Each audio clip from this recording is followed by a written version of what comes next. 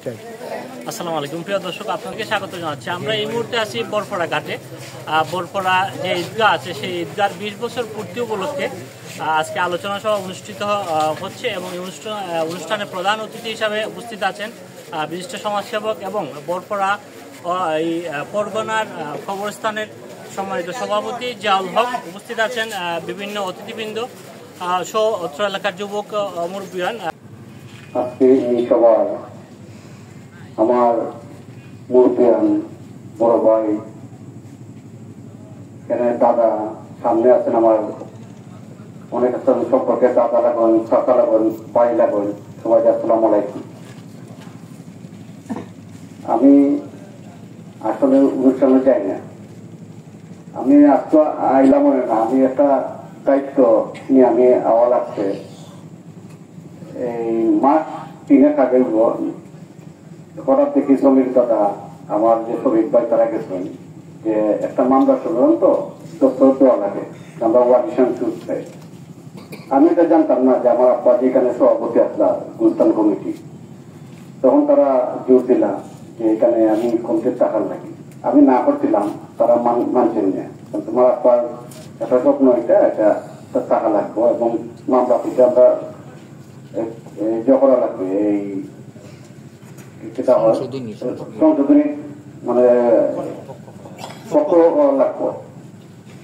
তখন এটা যেহেতু এটা আমার আব্বার একটা এই পরগনা হিসাবে তাই একটা স্বপ্ন আছে, ওই হিসাবে আমি এটা মত দিছি এবং এটার পক্ষভুক্ত হয়েছি।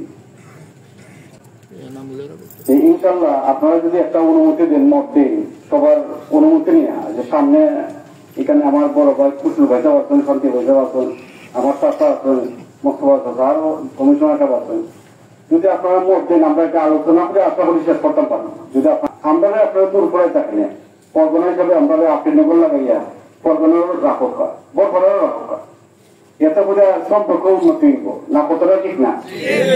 আমরা বরফড়ার থাক, পরগনার থাক, এতে করে যে আমরা ইনশাল্লাহ যে বাজারে গেলে পরে আপনার কুশল হয়ে যাওয়া আছেন, যদি পরগনা হিসাবে জানতেন যে শুধু আপনি তো আমরা পরগনার একটা অংশ না, কতটা ঠিক না?